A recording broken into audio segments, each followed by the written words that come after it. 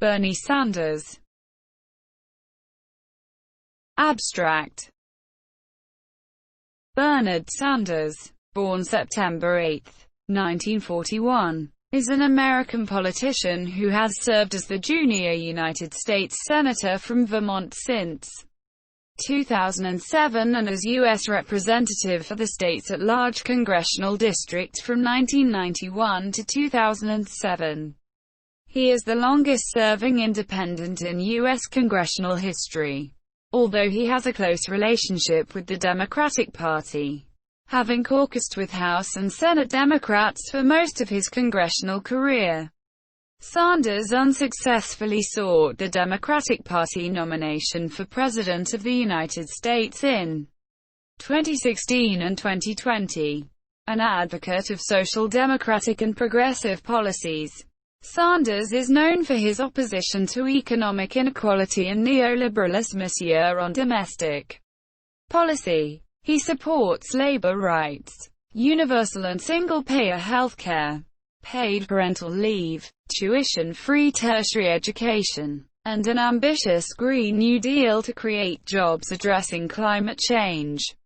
On foreign policy, he supports reducing military spending, pursuing more diplomacy and international cooperation, and putting greater emphasis on labor rights and environmental concerns when negotiating international trade agreements.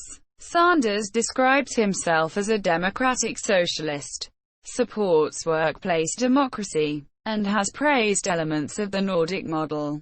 Some commentators have described his politics as aligned with the New Deal policies of President Franklin D. Roosevelt and left-wing populism.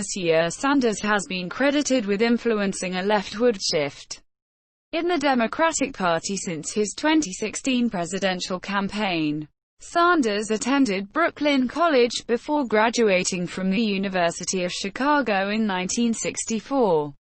While a student, he was an active protest organizer for the Congress of Racial Equality as well as for the Student Nonviolent Coordinating Committee during the Civil Rights Movement. After settling in Vermont in 1968, he ran unsuccessful third-party political campaigns in the early to mid-1970s. He became elected mayor of Burlington in 1981 as an independent and was re-elected 3 times. He won election to the U.S. House of Representatives in 1990. Representing Vermont's at-large congressional district, later co-founding the Congressional Progressive Caucus. He served as a U.S. representative for 16 years before being elected to the U.S. Senate in 2006. Sanders was re-elected to the Senate in 2012 and 2018. In April 2015, Sanders announced his campaign for the 2016 Democratic nomination for President of the United States. Despite initially low expectations, he went on to win 23 primaries and caucuses and around 43% of pledged delegates, to Hillary Clinton's 55%. His campaign generated grassroots enthusiasm, rejecting large donations and super PAC funds, relying mostly on small dollar donations. In July 2016, he formally endorsed Clinton in her general election bid against Republican Donald Trump. In February 2019, Sanders announced a second presidential campaign, joining a large field of Democratic candidates pursuing the party nomination, despite a strong showing in early primaries that briefly made him the frontrunner. Sanders suspended his campaign on April 8, 2020 after a string of primary losses to Democratic rival Joe Biden. He remains on the ballot in states that have not yet voted in an effort to influence the Democratic Party's platform. On April 13, Sanders formally endorsed Biden for the Democratic nomination. Early life. Bernard Sanders was born on September 8, 1941, in the Brooklyn borough of New York City. His father, Elias Ben Yehuda Sanders, was born in Sloopness, Galicia, in Austria-Hungary, now part of Poland, to a Jewish working-class family. In 1921, Elias immigrated to the United States, where he became a paint salesman. Bernard's mother, Dorothy Sanders, née Glassberg, was born in New York City to Jewish immigrant parents from Radzin Podlaski. In modern-day Eastern Poland, Sanders became interested in politics at an early age. He said, "A guy named Adolf Hitler won an election in 1932. He won an election, and 50 million people died as a result of that election in World War II, including 6 million Jews. So what I learned as a little kid is that politics is, in fact, very important." In the 1940s, many of his relatives in German-occupied Poland were murdered in the Holocaust.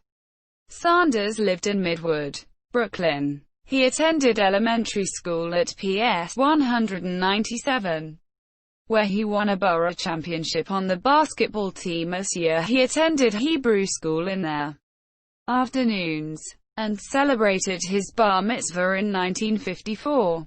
His older brother, Larry, said that during their childhood, the family never lacked for food or clothing, but major purchases, like curtains or a rug, were not affordable.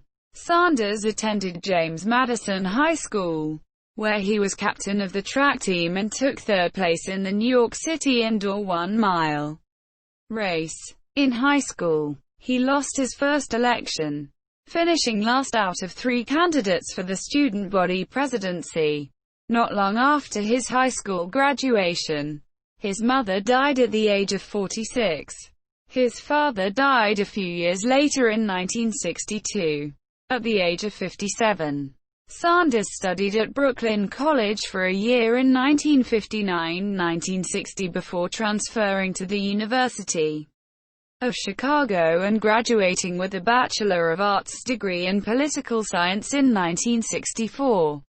He has described himself as a mediocre college student because the classroom was boring and irrelevant, while the community was more important to his education.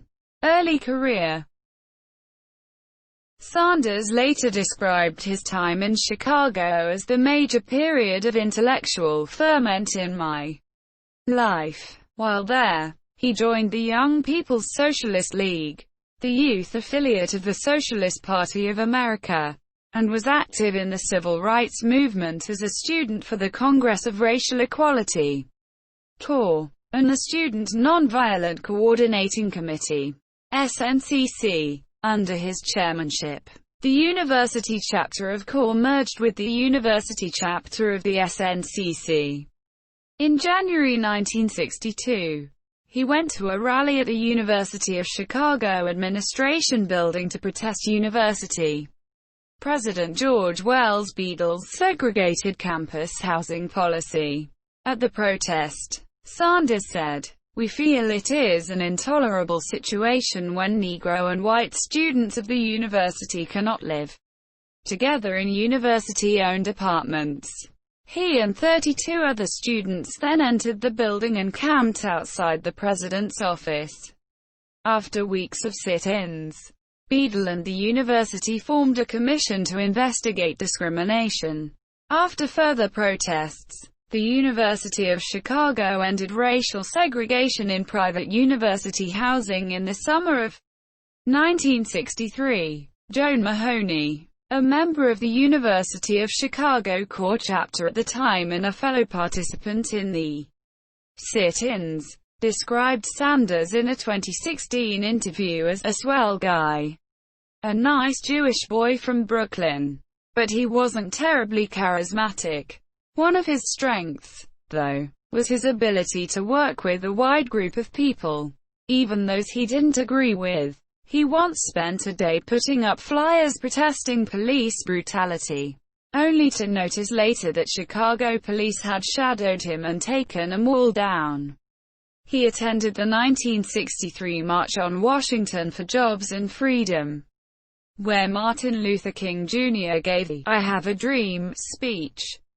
That summer, Sanders was fined $25, equivalent to $209 in 2019, for resisting arrest during a demonstration in Englewood against segregation in Chicago's public schools. In addition to his civil rights activism during the 1960s and 1970s, Sanders was active in several peace and anti-war movements while attending the University of Chicago, becoming a member of the Student Peace Union.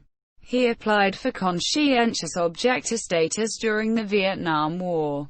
His application was eventually turned down, by which point he was too old to be drafted.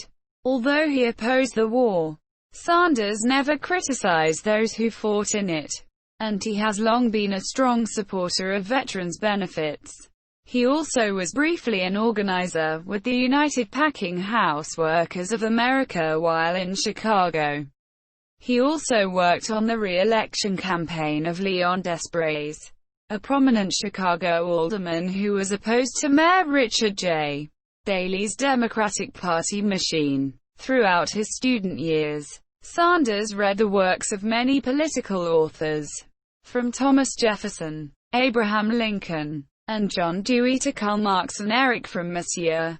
After graduating from college, Sanders returned to New York City, where he worked various jobs, including Head Start teacher, psychiatric aide, and carpenter. In 1968, he moved to Stannard, Vermont, a town small in both area and population. 88 residents at the 1970 census, within Vermont's rural Northeast Kingdom region. Because he had been captivated by rural life while there, he worked as a carpenter, filmmaker, and writer, who created and sold radical film strips and other educational materials to schools. He also wrote several articles for the alternative publication The Vermont Freeman. He lived in the area for several years before moving to the more populous Chittenden County in the mid-1970s. During his 2018 re-election campaign, he returned to the town to hold an event with voters and other candidates. Sanders began his electoral political career in 1971 as a member of the Liberty Union Party, which originated in the anti-war movement and the People's Party. He ran as the Liberty Union candidate for governor of Vermont in 1972 and 1976 and as a candidate for U.S. Senator in 1972 and 1974. In the 1974 senatorial race, he finished third, 5,901 votes, 4%, behind 33-year-old Chittenden County State's Attorney Patrick Leahy, D. 70,629 votes, 49%, and two-term incumbent U.S. Representative Dick Mallory, R. 66,223 votes, 46%. The 1976 campaign was the zenith of the Liberty Union's influence, with Sanders collecting 11,317 votes for governor and the party. His strong performance forced the down-ballot races for lieutenant governor and secretary of state to be decided by the state legislature when its vote total prevented either the Republican or Democratic candidate for those offices from garnering a majority of votes. The campaign drained the finances and energy of the Liberty Union, however, and in October 1977, less than a year after the 1976 campaign concluded, he and the Liberty Union candidate for Attorney General, Nancy Kaufman, announced their retirement from the party.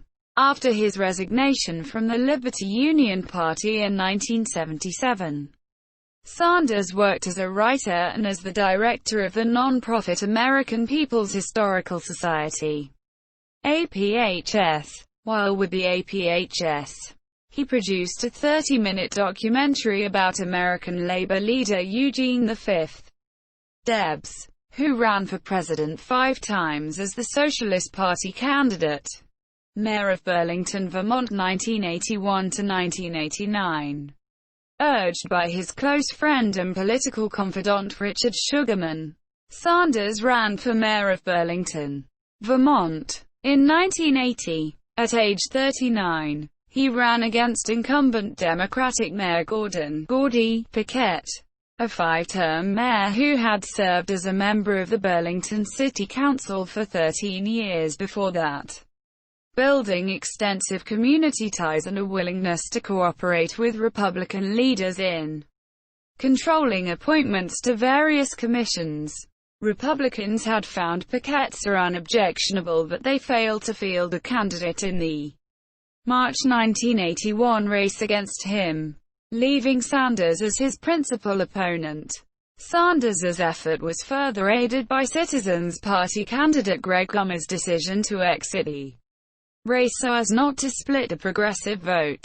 Two other candidates in the race, independents Richard Bove and Joe McGrath, were non-factors in the campaign, with the battle coming down to Paquette and Sanders.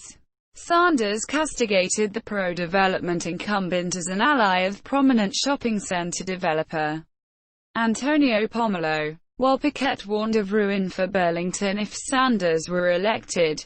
The Sanders campaign was bolstered by a wave of optimistic volunteers as well as by a series of endorsements from university professors, social welfare agencies, and the police union. The final result came as a shock to the local political establishment when Sanders won by just 10 votes. Sanders was re-elected 3 times, defeating both Democratic and Republican candidates.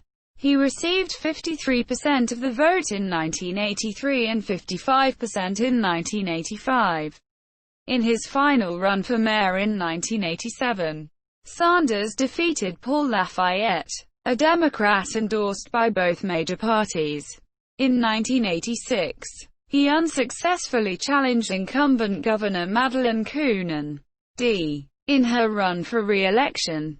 Running as an independent, he finished third with 14% of the vote, while Kunin won with 47%, followed by Lieutenant Governor Peter P. Smith, R., with 38%. After serving 4 two-year terms, Sanders chose not to seek re-election in 1989. He went on to lecture in political science at Harvard University's Kennedy School of Government that year and at Hamilton College in 1991. During his mayoralty, Sanders called himself a socialist and was so described in the press. During his first term, his supporters, including the first Citizens Party city councilor Terry Borisius, formed the Progressive Coalition, the forerunner of the Vermont Progressive Party. The Progressives never held more than 6 seats on the 13-member city council, but they had enough to keep the council from overriding Sanders's vetoes.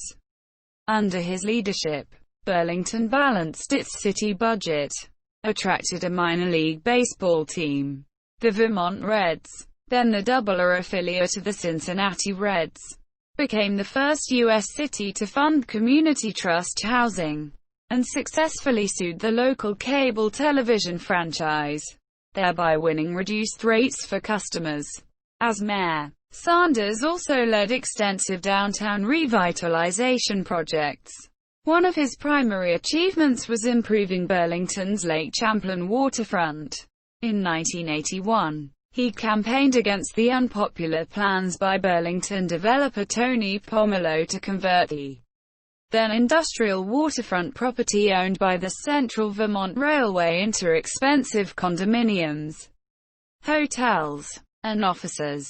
He ran under the slogan, "Burlington is not for sale," and successfully supported a plan that redeveloped the waterfront area into a mixed-use district featuring housing, parks, and public spaces. Sanders was a consistent critic of U.S. foreign policy in Latin America throughout the 1980s.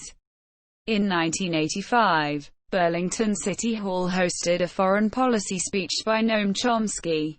In his introduction, He praised Chomsky as a very vocal and important voice in the wilderness of intellectual life in America, and said that he was delighted to welcome a person who I think we're all very proud of. Sanders hosted and produced a public access television program, Bernie Speaks with the Community, from 1986 to 1988. He collaborated with 30 Vermont musicians to record a folk album, We Shall Overcome, in 1987. That same year, U.S. News & World Report ranked Sanders one of America's best mayors.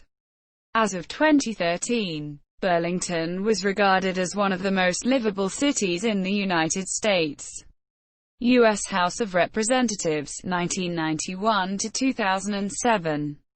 In 1988, incumbent Republican Congressman Jim Jeffords decided to run for the U.S. Senate, vacating the House seat representing Vermont's at-large congressional district.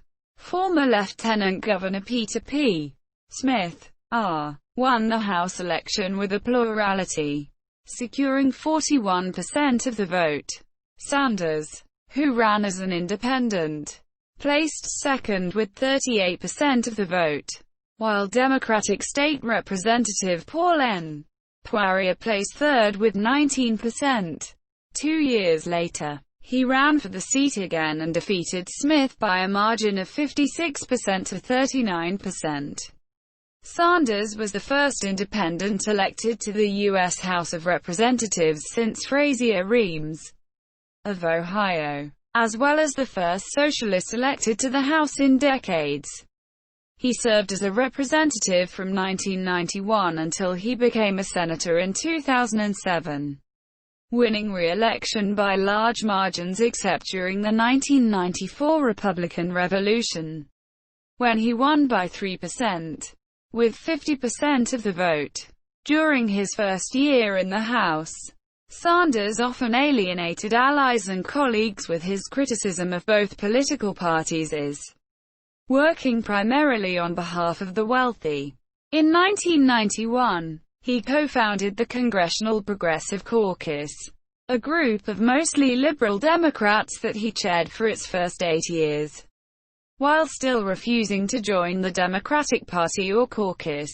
In 2005, Rolling Stone called Sanders the "Amendment King" for his ability to get more roll call amendments passed than any other congressman during the period since 1995.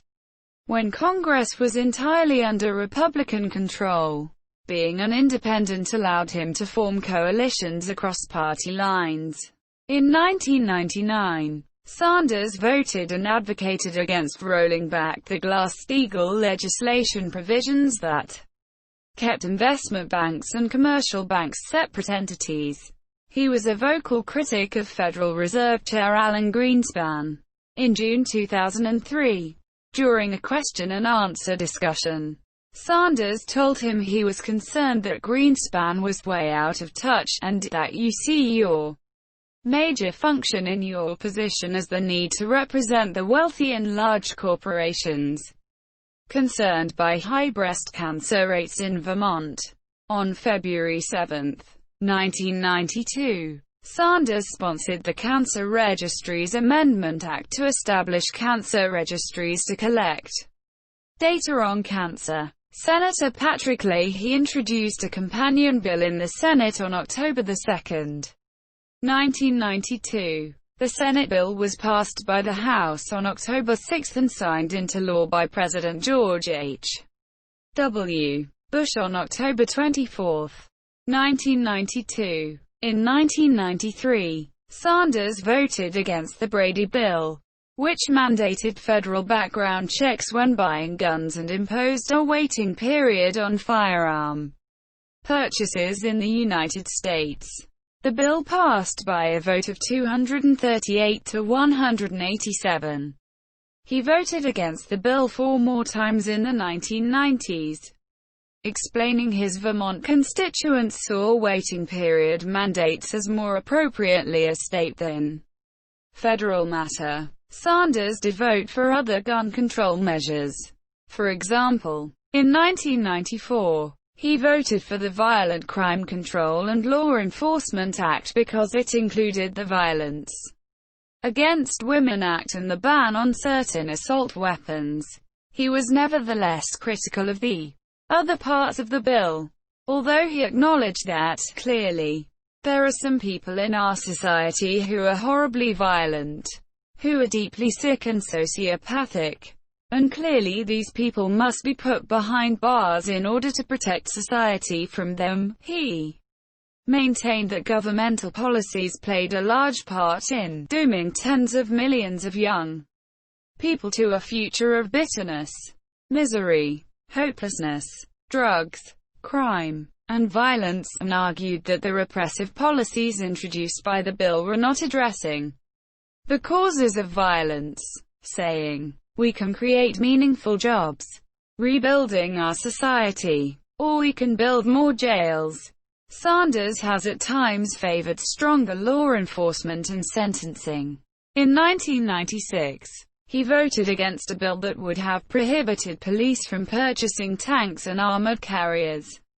In 1998, he voted for a bill that would have increased minimum sentencing for possessing a gun while committing a federal crime to 10 years in prison, including non-violent crimes such as marijuana possession. In 2005, Sanders voted for the Protection of Lawful Commerce in Arms Act. The purpose of the act was to prevent firearms manufacturers and dealers from being held liable for negligence when crimes have been committed with their products. As of 2016, he said that he has since changed his position and would vote for legislation to defeat this bill. Sanders was a consistent critic of the Patriot Act. As a member of Congress, he voted against the original Patriot Act legislation after its 357-66 passage in the House. He sponsored and voted for several subsequent amendments and acts attempting to curtail its effects, and voted against each reauthorization.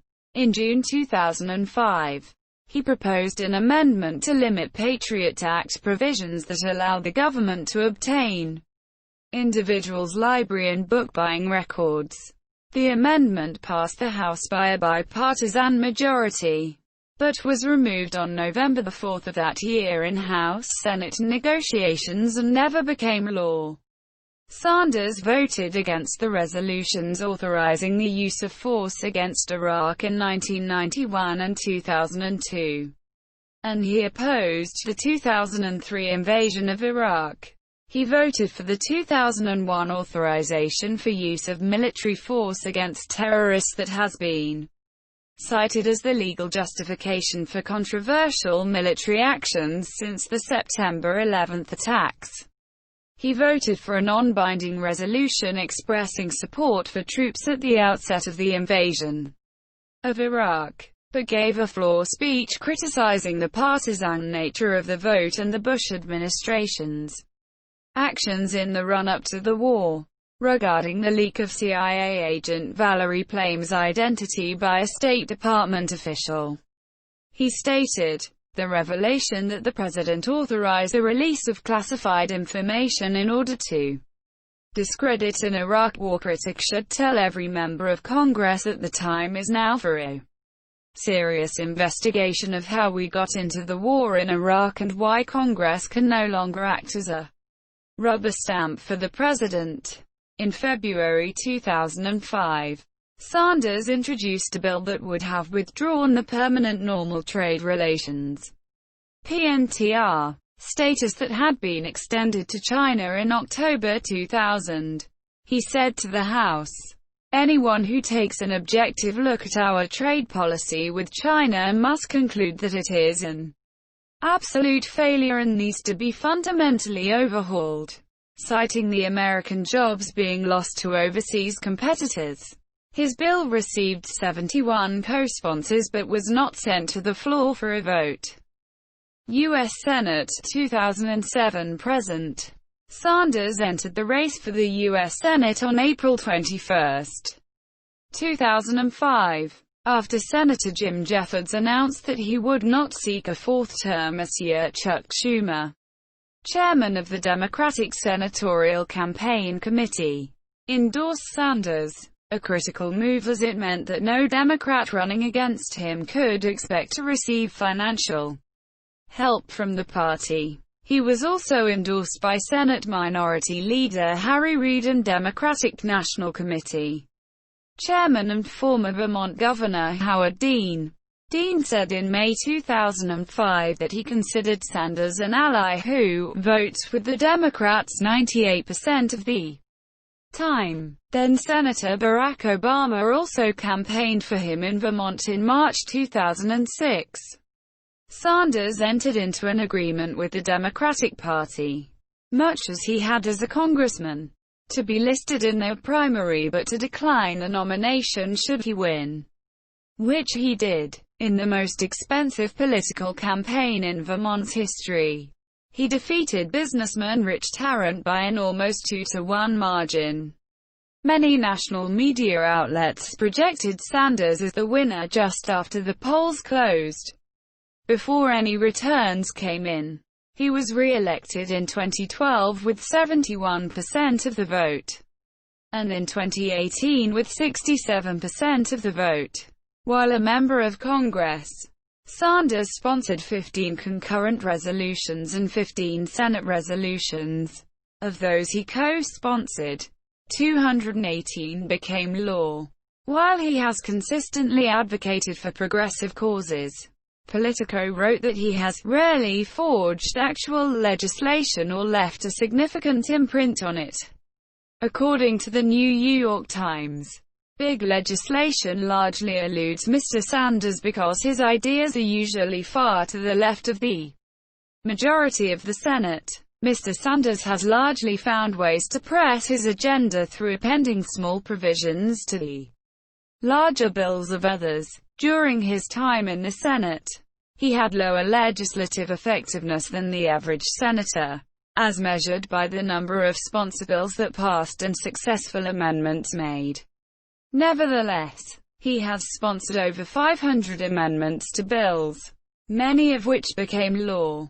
The results of these amendments include a ban on imported goods made by child labor, $100 million in funding for community health centers, $10 million for an outreach program for service members suffering from post-traumatic stress disorder, traumatic brain injury, depression, panic attacks, and other mental disorders, a public database of senior Department of Defense officials seeking employment with defense contractors, and including autism treatment in the military healthcare program this year.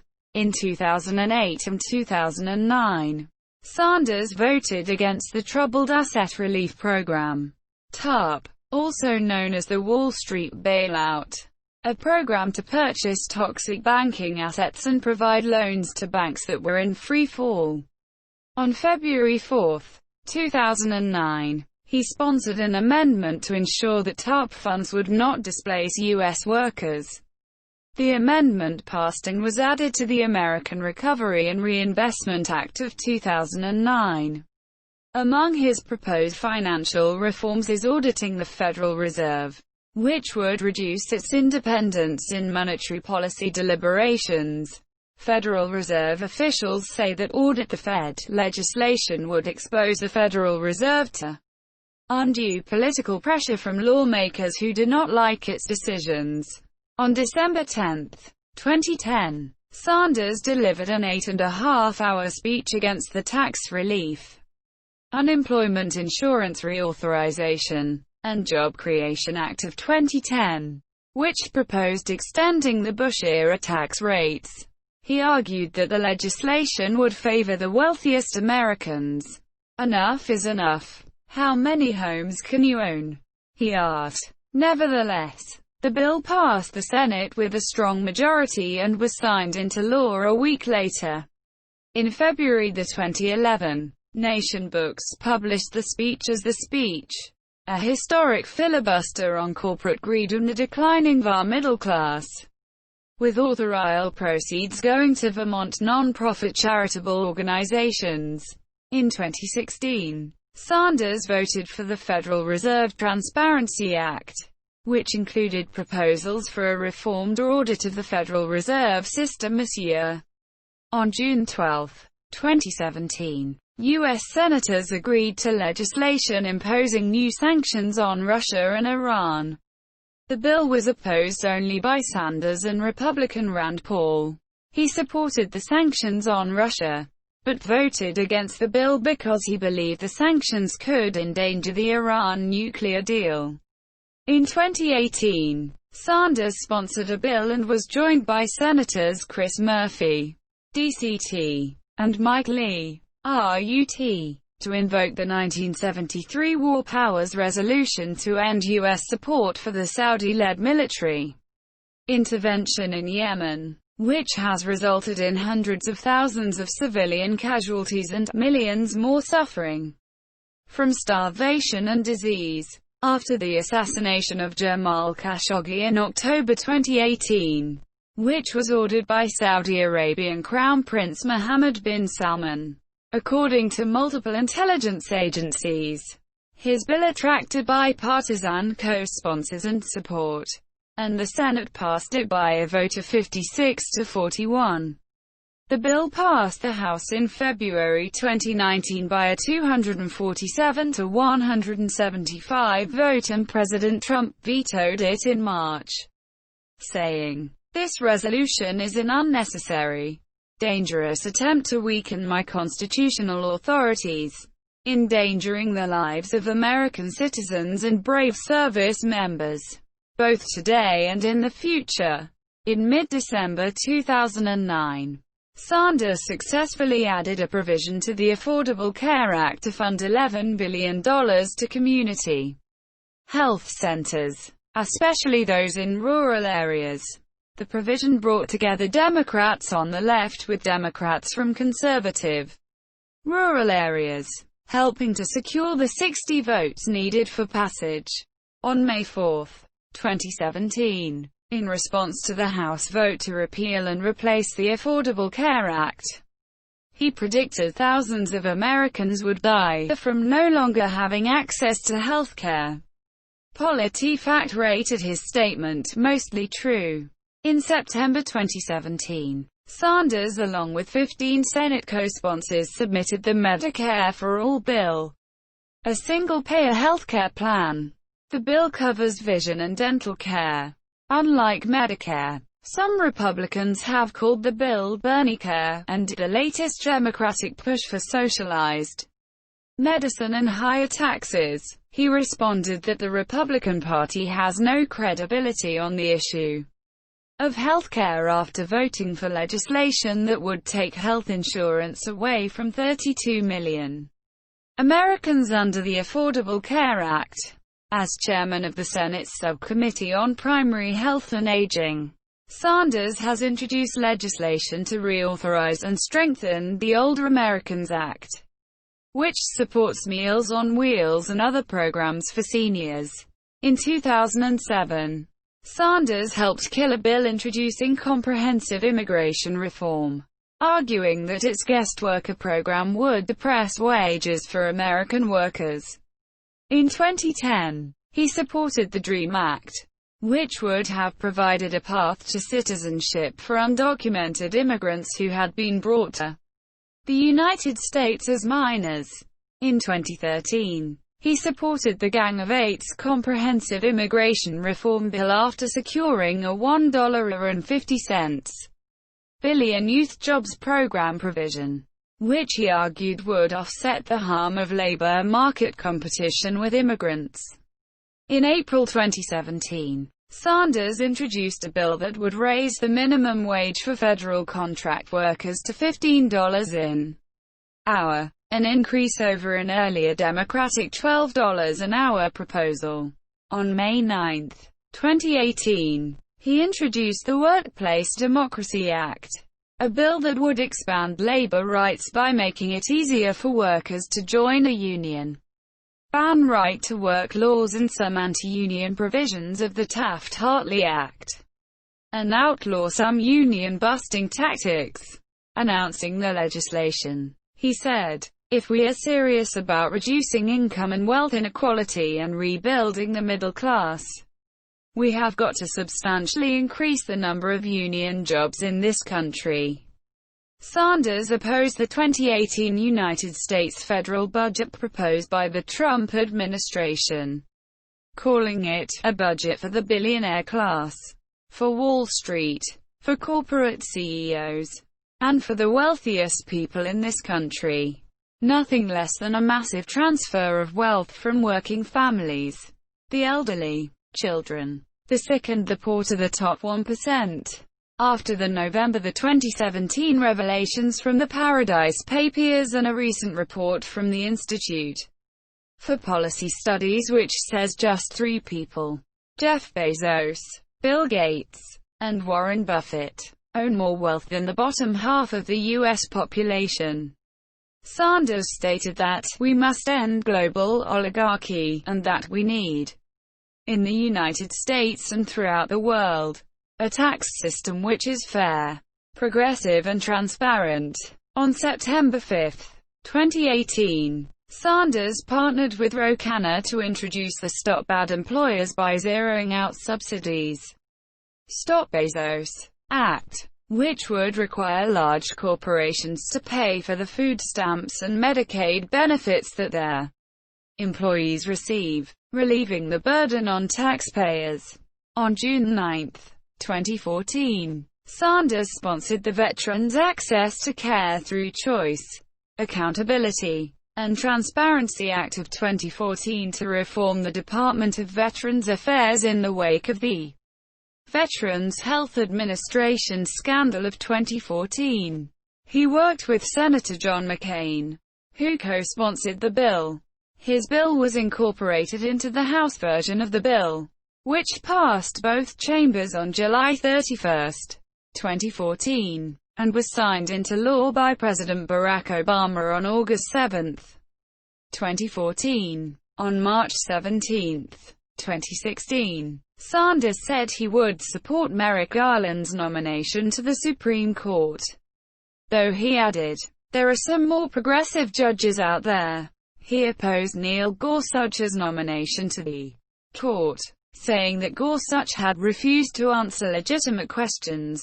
He also objected to Senate Republicans using the nuclear option to choke off debate and ram the nomination through their Senate. He voted against Gorsuch's confirmation as an associate justice. As an independent, Sanders worked out a deal with the Senate Democratic leadership in which he agreed to vote with the Democrats on all procedural matters unless the Democratic whip, Dick Durbin, agreed that he need not, a request rarely made or granted. In return, he was allowed to keep his seniority and receive the committee seats that would have been available to him as a Democrat. In 2013-14, he was chairman of the United States Senate Committee on Veterans Affairs. During the Veterans Health Administration scandal, Sanders became the ranking minority member on the Senate Budget Committee in January 2015. He had previously chaired the Senate Veterans Affairs Committee for 2 years. Since January 2017, he has been chair of the Senate Democratic Outreach Committee. He appointed economics professor Stephanie Kelton, a modern monetary theory scholar, as the chief economic advisor for the committee's Democratic minority and presented a report about helping rebuild the disappearing middle class, which included proposals to raise the minimum wage, boost infrastructure spending, and increase Social Security payments. As of 2020, Sanders's committee assignments are as follows.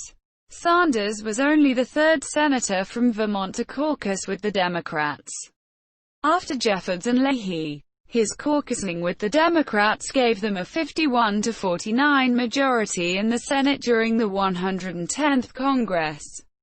In 2007-08, the Democrats needed 51 seats to control the Senate because Vice President Dick Cheney would likely have broken any tie in favor of the Republicans. He is a member of the following caucuses: Polling conducted in August 2011 by Public Policy Polling found that Sanders's approval rating was 67% and his disapproval rating 28%, making him then the third most popular U.S. senator.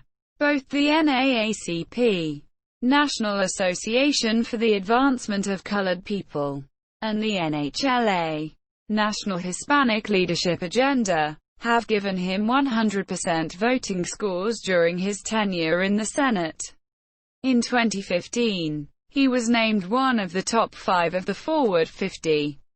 In a November 2015 Morning Consult poll, he reached an 83% approval rating among his constituents, making him the most popular U.S. senator.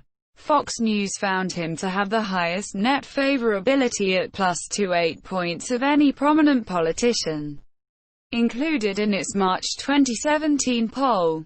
He ranked third in 2014 and first in both 2015 and 2016.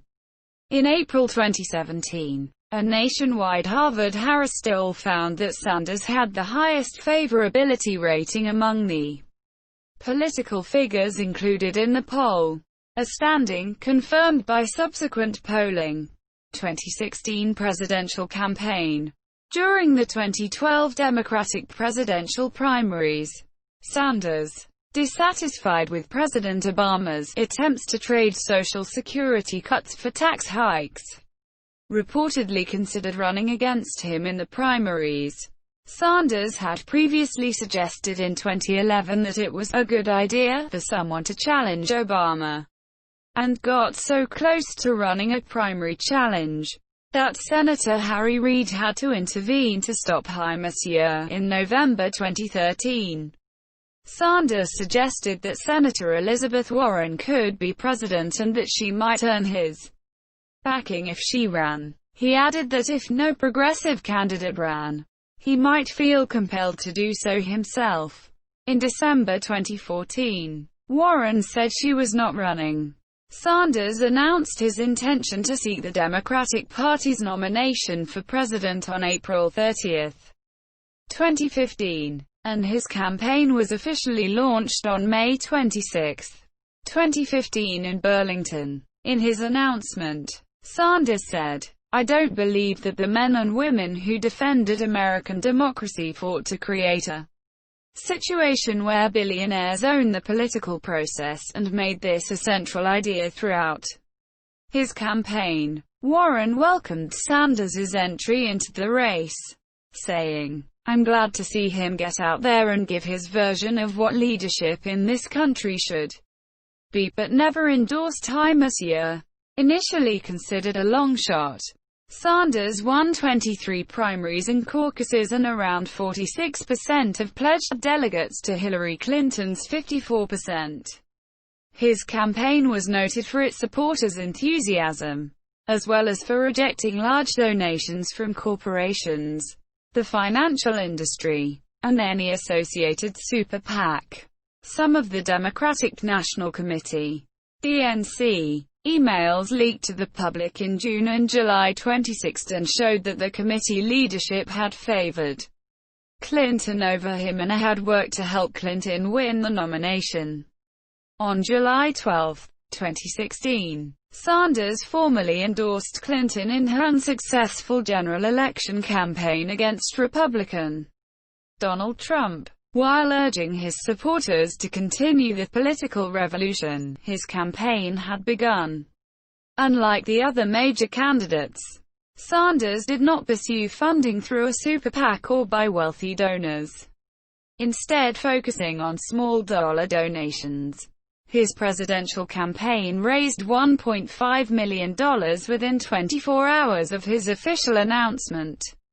At the end of the year, the campaign had raised a total of $73 million from more than 1 million people, making 2.5 million donations, with an average donation of $27.16.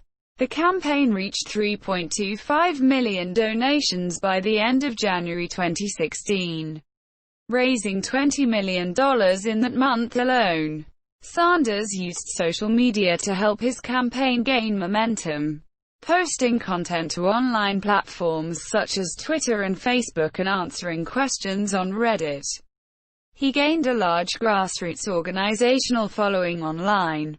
A July 29, 2015 meetup organized online brought 100,000 supporters to more than 3,500 simultaneous events nationwide. To his surprise, Sanders's June 2015 campaign events drew overflow crowds across the country. When Clinton and Sanders made public appearances within days of each other in Des Moines, Iowa, he drew larger crowds, even though he had already made many stops around the state and Clinton's visit was her first in 2015. On July 1, 2015, his campaign stop in Madison, Wisconsin, drew the largest crowd of any 2016 presidential candidate to that date, with an estimated turnout of 10,000. Over the following weeks, he drew even larger crowds: 11,000 in Phoenix, 15,000 in Seattle, and 28,000 in Portland, Oregon. The Democratic National Committee, DNC, announced in May 2015 that there would be 6 debates. Critics alleged that the small number of debates and the schedule, with half of the debates on Saturday or Sunday nights, were part of the DNC's deliberate attempt to protect Clinton, who was perceived as the frontrunner.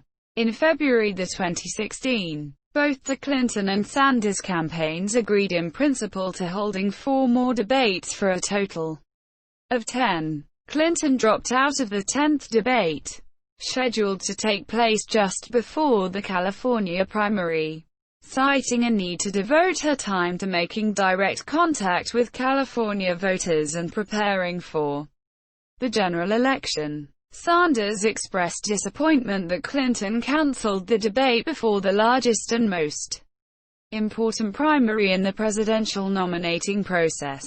Some supporters raised concerns that publications such as the New York Times minimized coverage of the Sanders campaign in favor of other candidates, especially Trump and Clinton. The Times Ombudsman reviewed her paper's coverage of the Sanders campaign and found that as of September 2015 the Times hasn't always taken it very seriously.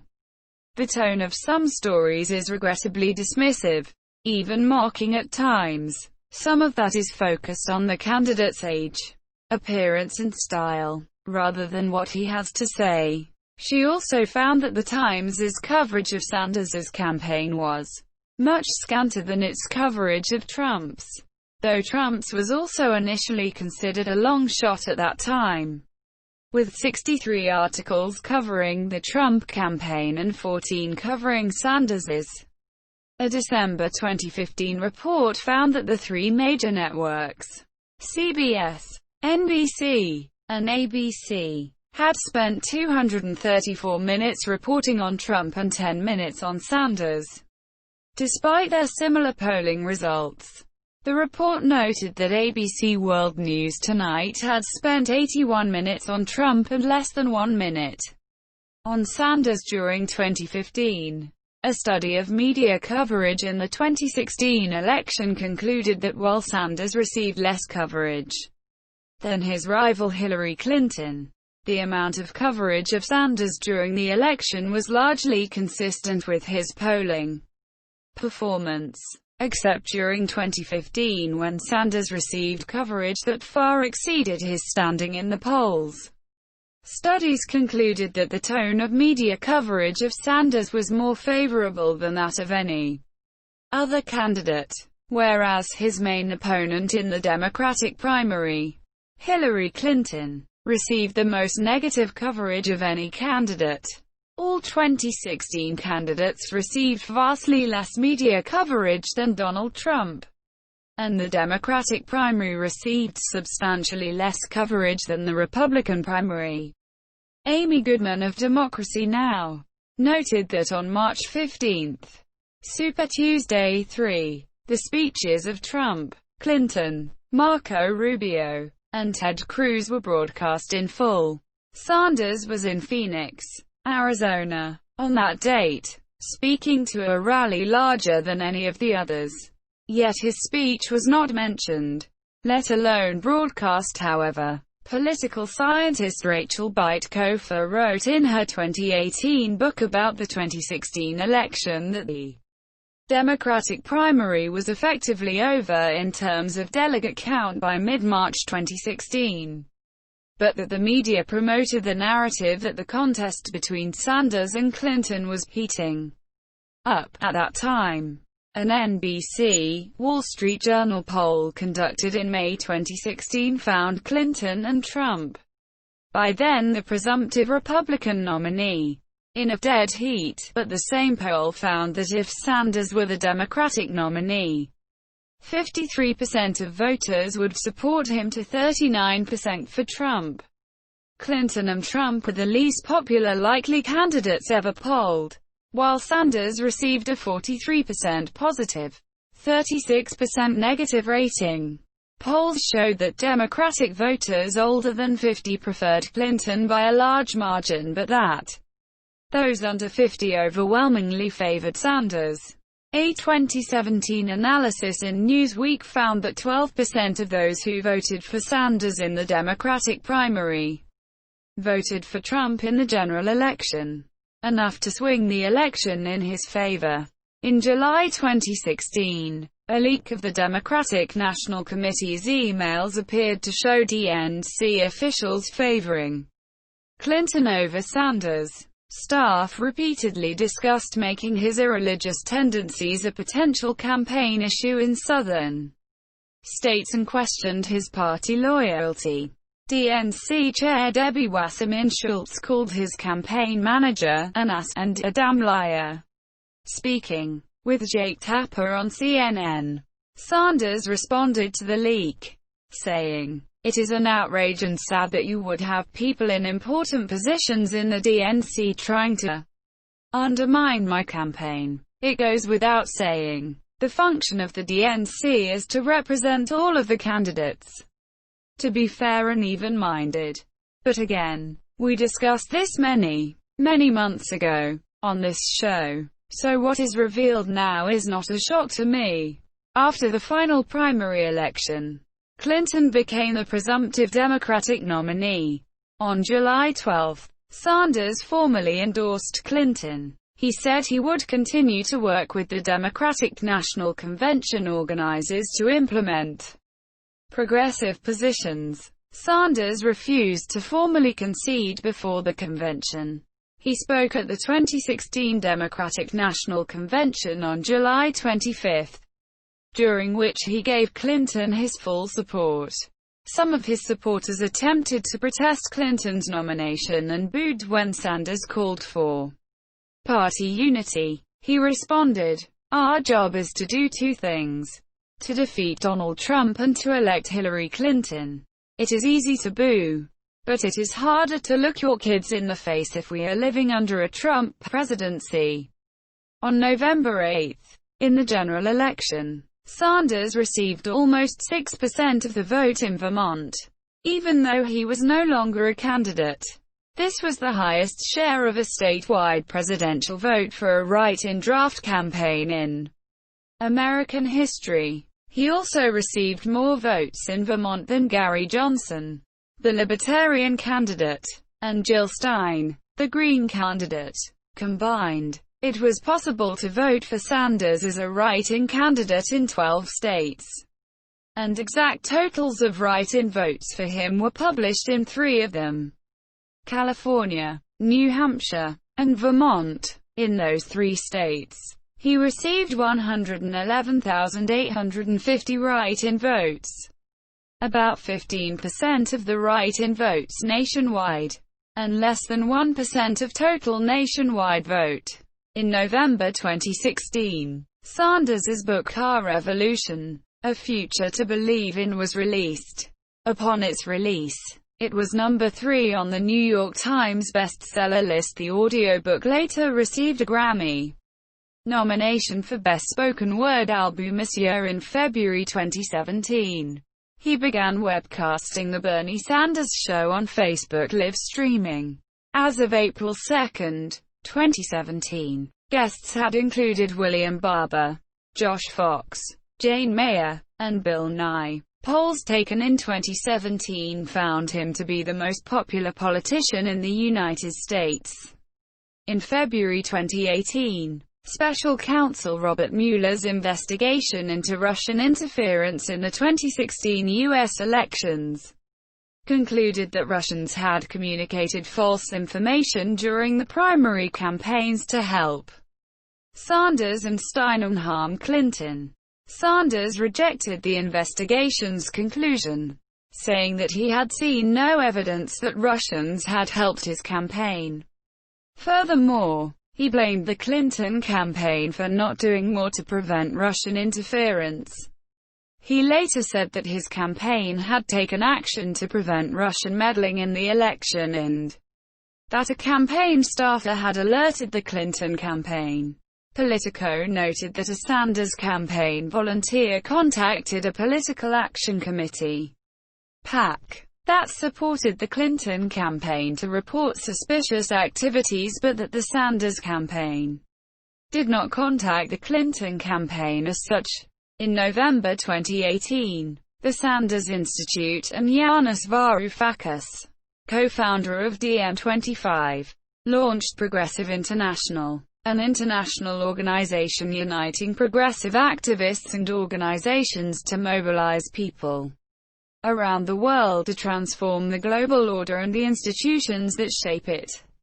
Analysts have suggested that Sanders's campaign shifted both the Clinton campaign and their Democratic Party politically leftward. A new political organization, Brand New Congress, was formed in April 2016 by former campaign staffers. It works to elect congressional representatives with platforms in line with Sanders.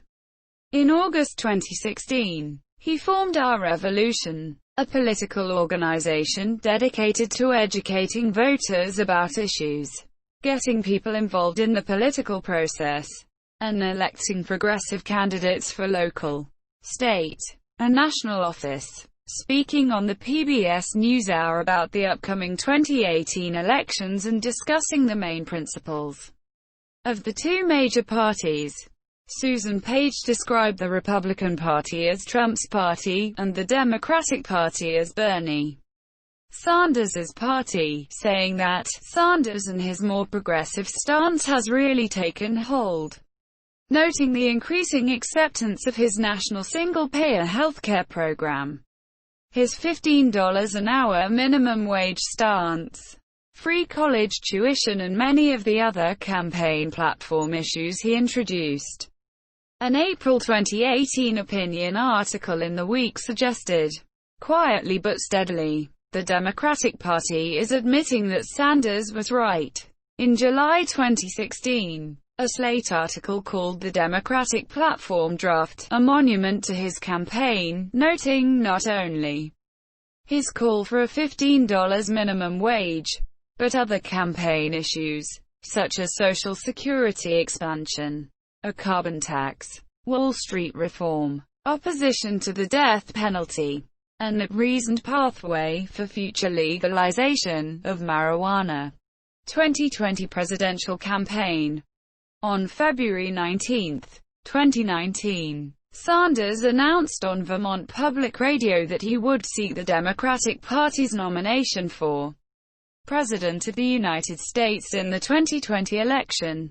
On the same day, he announced his campaign in an interview with John Dickerson on CBS This Morning and in an email to his supporters. He had declined the Vermont Democratic Party nomination for U.S. Senate in 2006, 2012, and 2018, which caused an unsuccessful legal challenge to his candidacy for the Democratic presidential nomination in 2016. Along with his 2019 campaign announcement, he said he would abide by a new Democratic Party rule for presidential candidates and that he would affirm his membership in that party. On March 5, 2019, he signed a formal statement, known as a loyalty pledge, that he is a member of the Democratic Party and will serve as a Democrat if elected. News reports noted that the day before, he had signed paperwork to run as an independent for re-election to his Senate seat in 2024. Sanders' campaign manager is Faiz Shakir. The campaign's national co-chairs are Ben and Jerry's co-founder Ben Cohen, Representative Ro Khanna, Our Revolution President Nina Turner, and San Juan Mayor Carmen Yulín Cruz. Given the high national profile that Sanders has maintained since his 2016 campaign, NPR described him as no longer an underdog when he announced his 2020 campaign, using the large email list it built during the 2016 campaign. The 2020 campaign recruited more than 1 million volunteers within weeks of its launch. It enlisted several former Now This News employees to produce professional videos for wide social media distribution, has live-streamed various forums to its millions of social media followers, and has launched a podcast and smartphone app for grassroots organizing. Sanders' campaign has employed many of the same methods as its 2016 counterpart, eschewing a super PAC and relying predominantly on small-dollar contributions. According to Federal Election Commission filings, the Sanders campaign had raised the most money in the 2020 Democratic field as of June 2019, including money left over from his 2018 Senate and 2016 presidential races. In September 2019, the Sanders campaign became the fastest in U.S. history to reach 1 million donors.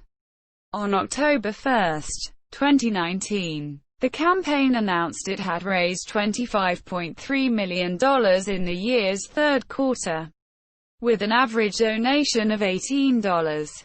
It was the largest quarterly sum raised by any Democratic candidate.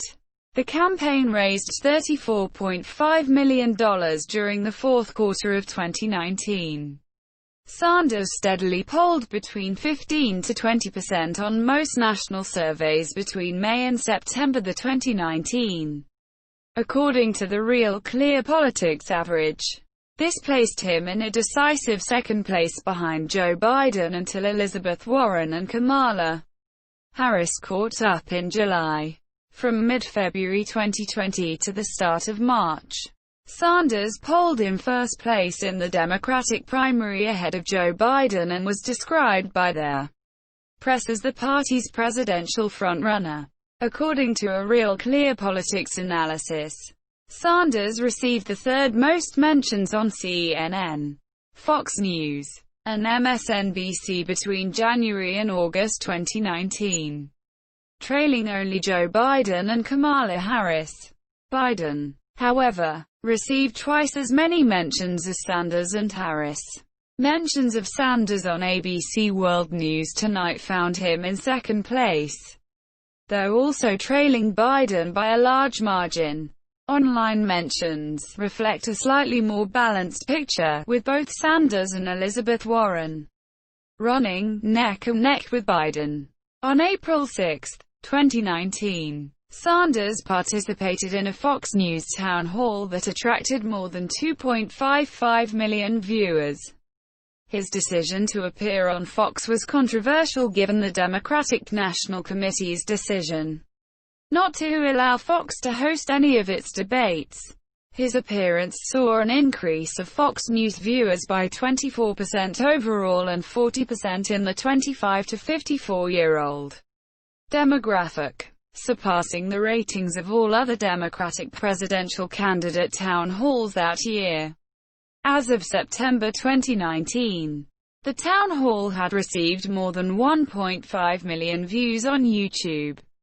On August 6, Sanders appeared on the Joe Rogan Experience podcast. Some praised Rogan for hosting a pragmatic discussion, while others seemed rather stunned by Sanders' decision to appear on the show at all. After the podcast, Rogan became a top trending Twitter topic.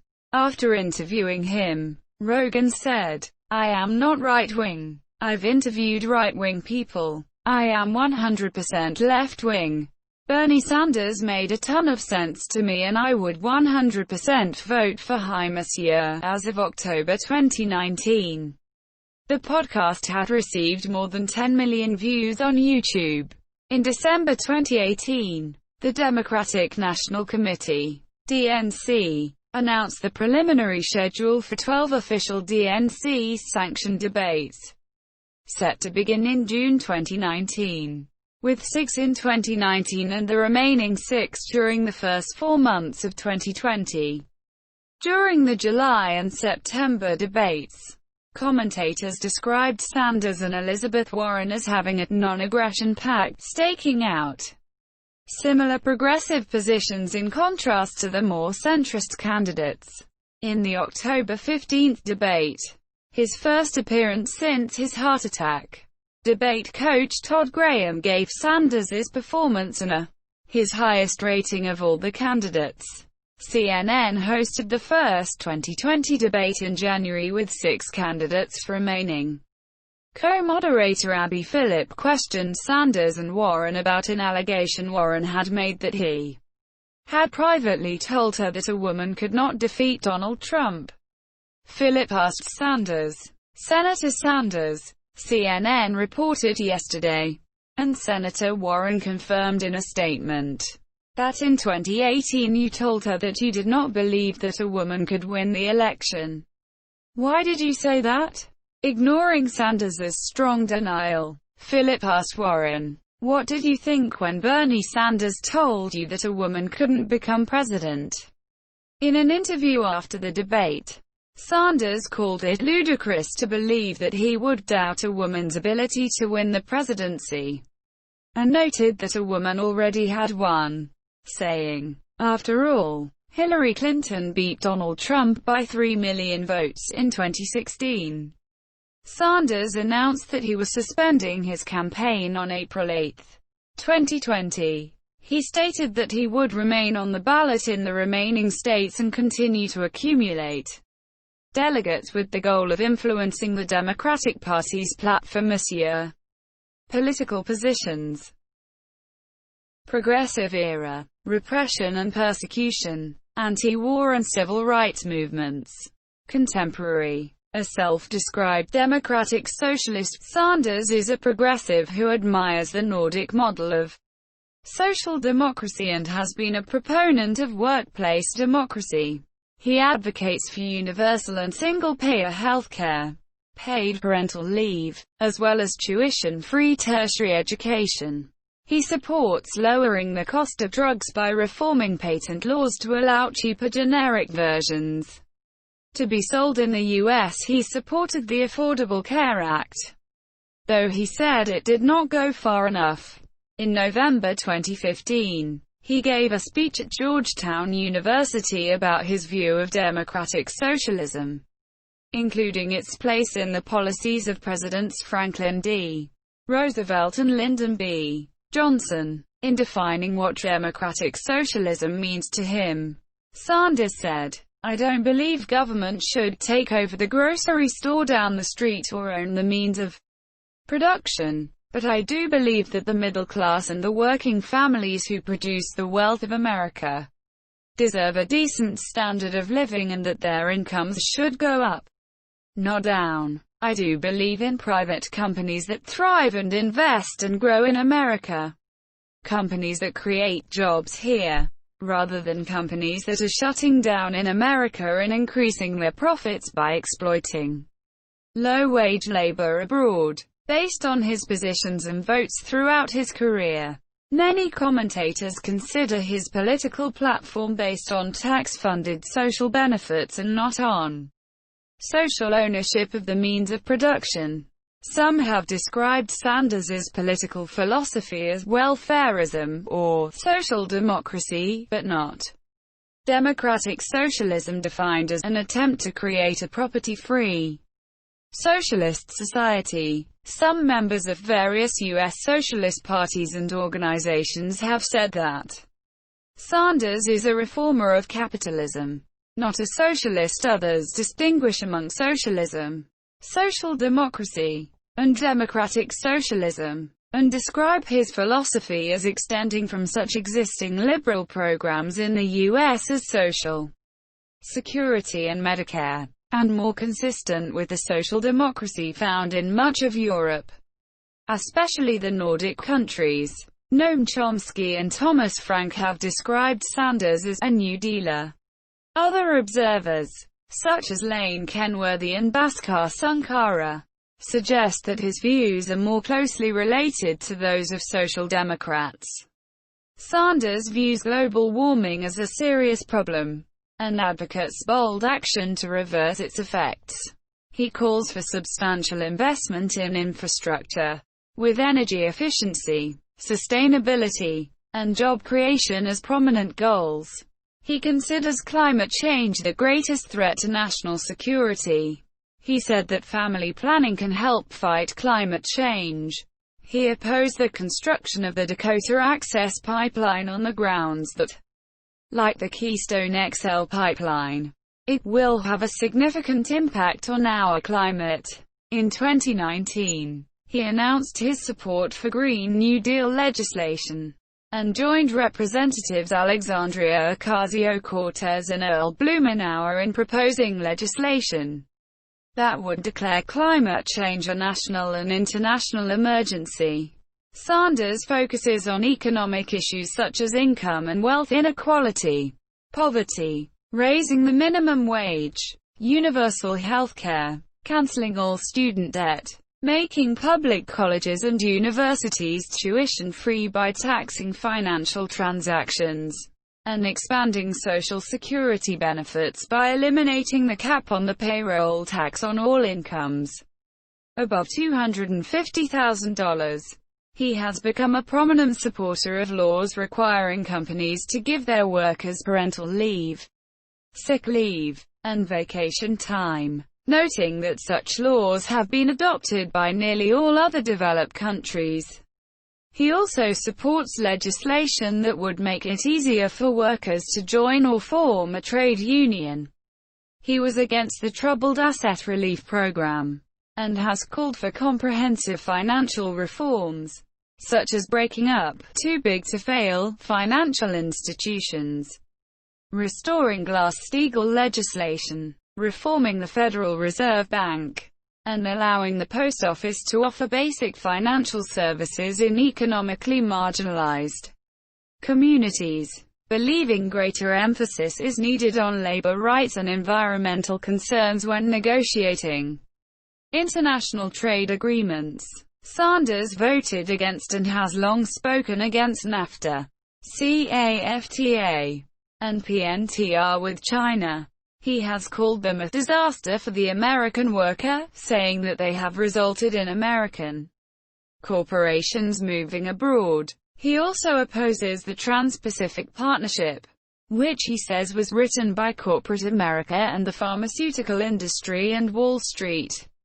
On May 1, 2019, he tweeted, "Since the China trade deal I voted against, America has lost over 3 million manufacturing jobs. It's wrong to pretend that China isn't one of our major economic competitors." On foreign policy, Sanders supports reducing military spending while pursuing more diplomacy and international cooperation. He opposes funding Nicaraguan rebels, known as Contras, in the CIA's covert war against Nicaragua's leftist government. He opposed the U.S. invasion of Iraq and has criticized a number of policies instituted during the War on Terror, particularly that of mass surveillance and the USA Patriot Act. He criticized Israel's bellicose actions during the 2014 Gaza war and U.S. involvement in the Saudi Arabian-led intervention in Yemen. On November 15, 2015, in response to the Islamic State of Iraq and the Levant, ISIL's attacks in Paris, he cautioned against Islamophobia and said, "We gotta be tough, not stupid, in the war against ISIL," adding that the U.S. should continue to welcome Syrian refugees. He criticized the January 2020 drone assassination of Iranian General Qasem Soleimani. calling it a dangerous escalation of tensions that could lead to an expensive war. Sanders supports Palestinians' rights and has criticized Israel on several occasions. In 2020, he described the American-Israel Public Affairs Committee as a platform for bigotry and said he would not attend its conference. He condemned Trump's decision to recognize Jerusalem as Israel's capital, saying, "It would dramatically undermine the prospects for an Israeli-Palestinian peace agreement, and severely, perhaps irreparably, damage the United States' ability to broker that peace." Addressing Westminster College in a September 2017 speech, Sanders laid out a foreign policy plan for greater international collaboration, adherence to U.S.-led international agreements such as the Paris Agreement and the Iran nuclear deal framework, and promoting human rights and democratic ideals. He emphasized the consequences associated with global economic inequality and climate change, and urged reining in the use of U.S. military power, saying it must always be a last resort. He also criticized U.S. support for murderous regimes during the Cold War, such as those in Iran, Chile and El Salvador, and said that those actions continue to make the U.S. less safe. He also spoke critically of Russian interference in the 2016 U.S. elections in the way President Trump has handled the crisis. He does not consider Turkey a U.S. ally, and condemned the Turkish military offensive against U.S.-aligned Kurdish forces in northeastern Syria. Sanders supports banning assault weapons, universal federal background checks for gun purchases, and closing the gun show loophole. In 1990, he was supported by the National Rifle Association in his bid to become a U.S. representative in exchange for opposing both the competing campaign of Peter Smith, who had reversed his stance on firearm restrictions, and waiting periods for handgun purchases. In 1993, while a U.S. representative, he voted against the Brady Handgun Violence Prevention Act, which established background checks and wait periods, and in 2005 voted for legislation that gave gun manufacturers legal immunity against claims of negligence. But as of 2016 he has since said that he would support repealing that law. In 1996, he voted against additional funding to the Centers for Disease Control and Prevention for research on issues related to firearms. But in 2016, he called for an increase in CDC funding for the study of gun violence. On social issues, Sanders has long taken liberal stances. He considers himself a feminist, is pro-choice on abortion, and opposes defunding Planned Parenthood. He has denounced institutional racism and called for criminal justice reform to reduce the number of people in prison, advocates a crackdown on police brutality, and supports abolishing private, for-profit prisons and the death penalty. He supports Black Lives Matter. He also supports legalizing marijuana at the federal level. He has advocated for greater democratic participation by citizens, campaign finance reform, and a constitutional amendment or judicial decision that would overturn Citizens United v. FEC. He advocated for LGBT rights as Burlington mayor in 1983 and voted against the 1996 Defense of Marriage Act. In 2006, he indicated that the time was not right for legalizing same-sex marriage nationally, describing the issue as one that should be handled at the state level. But then in 2009, he supported the legalizing same-sex marriage in Vermont, which was enacted that year. Sanders criticized President Trump for appointing multiple billionaires to his cabinet. He criticized Trump's rolling back President Barack Obama's Clean Power Plan, noting the scientifically reported effect on climate change of human activity and citing Trump's, calling those reports a hoax. He called for caution on the Syrian civil war, saying, "It's easier to get into a war than out of one." He has promised to defeat Trump and Trumpism and the Republican right-wing ideology. Sanders gave an online reply to Trump's January 2018 State of the Union address in which he called Trump compulsively dishonest, and criticized him for initiating a looming immigration crisis by ending the Deferred Action for Childhood Arrivals program this year. He voiced concern about Trump's failure to mention the finding that Russia had interfered in the 2016 election and will likely interfere in the 2018 midterms we will be holding, unless you have a very special relationship with Mr. Putin. Party affiliations. Born into a Democratic voting family, Sanders was first introduced to political activism when his brother Larry joined the Young Democrats of America and campaigned for Adlai Stevenson II in 1956. Sanders joined Vermont's Liberty Union Party in 1971 and was a candidate for several offices, never coming close to winning election. He became party chairman, but quit in 1977 to become an independent. In 1980, he served as an elector for the Socialist Workers' Party. In 1981, Sanders ran as an independent for mayor of Burlington, Vermont, and defeated the Democratic incumbent. He was re-elected 3 times. Although an independent, he endorsed Democratic presidential candidates Walter Mondale in 1984 and Jesse Jackson in 1988. His endorsement of Mondale was lukewarm, telling reporters that, "If you go around saying that Mondale would be a great president, you would be a liar and a hypocrite." But he supported Jackson enthusiastically.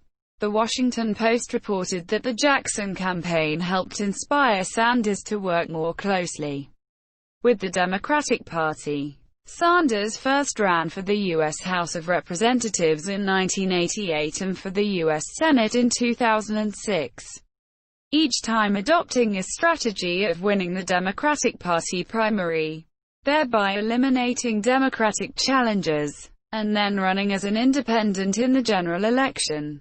He continued this strategy through his re-election in the 2018 United States Senate election in Vermont. Throughout his tenure in Congress, he has been listed as an independent.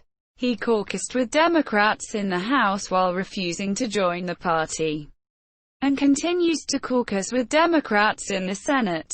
Some conservative Southern House Democrats initially barred him from the caucus as they believed that allowing a self-described socialist to join would harm their electoral prospects. He soon came to work constructively with Democrats, voting with the party over 90% of the time during his tenure in Congress. Starting with his 2016 presidential campaign, Sanders' announcements suggested that not only was he running as a Democrat, but that he would run as a Democrat in future elections. When challenged by Clinton about his party commitment, he said, "Of course I am a Democrat and running for the Democratic nomination." Since he remained a senator, elected as an independent, his U.S. Senate website and press materials continued to refer to him as an independent during the campaign and upon his return to the Senate. In October 2017, Sanders said he would run for re-election as an independent in 2018 despite pressure to run as a Democrat.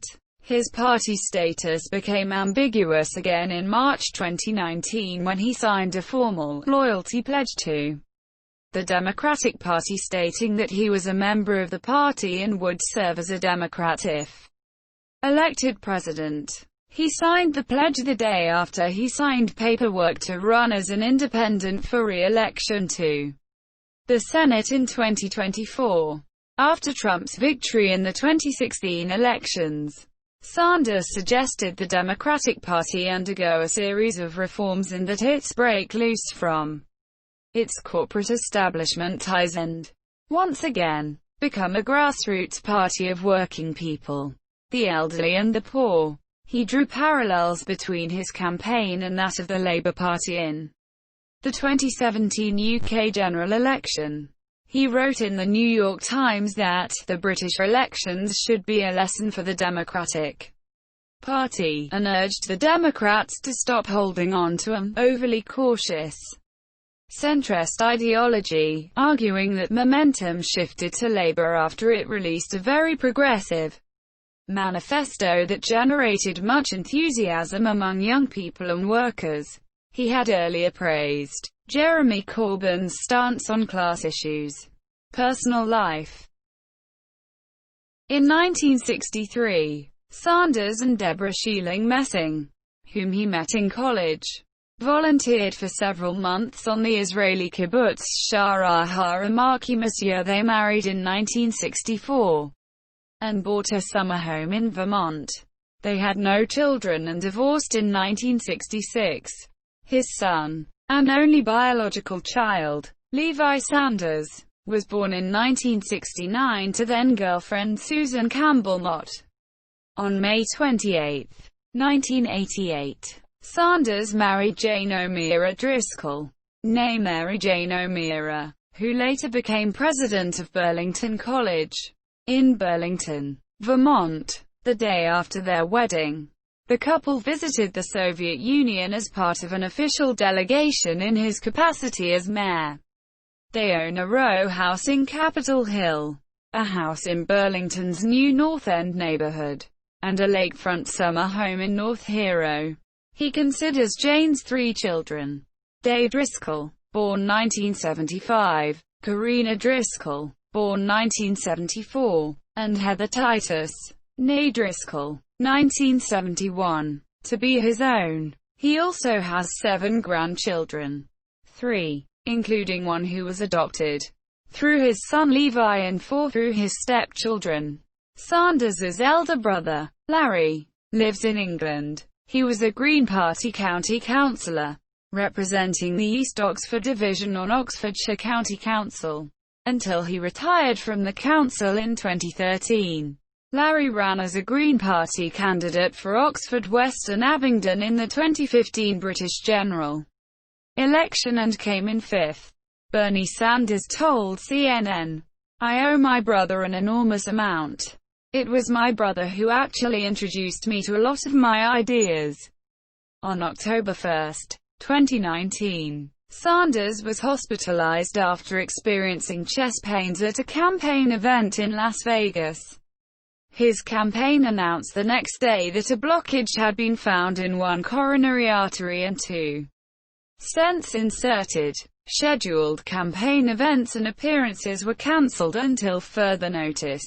2 days later, his campaign released a statement that he had been diagnosed with a heart attack. He was released from the hospital the same day. The statement included the following from Sanders's doctors. After presenting to an outside facility with chest pain, Sanders was diagnosed with a myocardial infarction. He was immediately transferred to Desert Springs Hospital Medical Center. The senator was stable upon arrival and taken immediately to the cardiac catheterization laboratory, at which time 2 stents were placed in a blocked coronary artery in a timely fashion. All other arteries were normal. His hospital course was uneventful with good expected progress. He was discharged with instructions to follow up with his personal physician a few days after returning home. Sanders addressed media outside his home and said he had experienced fatigue and chest discomfort for a month or 2 before the incident. He expressed regret for not seeking medical assessment sooner. "I was dumb." Sanders made his first national appearance after his heart attack on October 15 at the Democratic debate, at which he said, "I'm healthy. I'm feeling great." When asked how he would reassure voters about his health and ability to take on the duties of the presidency, he said, "We are going to be mounting a vigorous campaign all over this country. That is how I think I can reassure the American people." It was noted that he was lively and sharp at the debate. In December 2019, 3 months after the heart attack, Sanders released letters from 3 physicians. Attending physician of Congress Brian P. Monahan and 2 cardiologists, who declared Sanders healthy and recovered from his heart condition. On December 4, 2015, Sanders won Time's 2015 Person of the Year Readers poll with 10.2% of the vote but did not receive the editorial board's award. On March 20, 2016, he was given an honorary Coast Sailor name, the X-Shooter Cup, by Deborah Parker in Seattle to honor his focus on Native American issues during his presidential campaign. On May 30, 2017, Sanders received an honorary degree of Doctor of Humane Letters from Brooklyn College.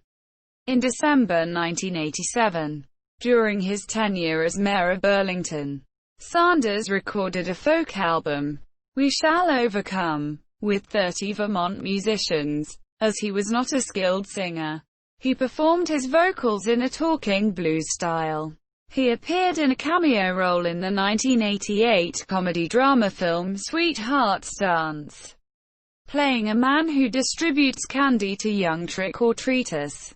In 1999, he acted in the film My Ex-Girlfriend's Wedding Reception, playing Rabbi Manny Shavitz. In this role he mourned the Brooklyn Dodgers' move to Los Angeles, reflecting Sanders' own upbringing in Brooklyn. On February 6, 2016, he was a guest star alongside Larry David on Saturday Night Live, playing a Polish immigrant on a steamship that was sinking near the Statue of Liberty.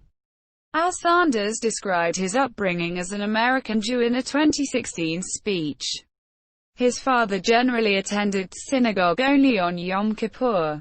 He attended public schools while his mother chafed at his yeshiva Sunday schooling at a Hebrew school, and their religious observances were mostly limited to Passover Seders with their neighbors. Larry Sanders said of their parents, "They were very pleased to be Jews, but didn't have a strong belief in God."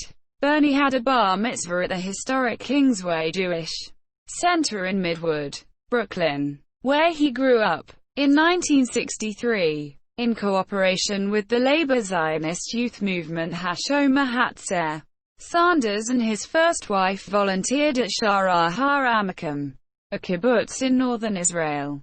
His motivation for the trip was as much socialistic as it was Zionistic.